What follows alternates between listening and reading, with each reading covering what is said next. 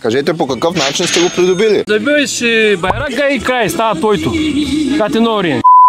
Здравейте, намираме се на автополигона във Велико Търново. Тази сутрин кормуващи на полигона ни се обадиха, че той е заграден и някакъв човек им казва, че вече е частна собственост. Действително пристигаме на място, виждаме, че е ограден с автомобилни гуми и сега ще разберем дали действително той е частна собственост и какво се случва. От кого сте го взели автополигона? Сега Кажете по какъв начин сте го придобили? забиваш байрака и край, става твоето. Категория. Сега в Горна и в Свищов, там има специални полигончета, с знаци, с всичко.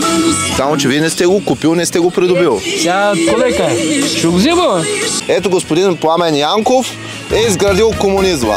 Идва, забива колчето, слага знамето и полигона вече е негов. Ама не сме демокрация, вако.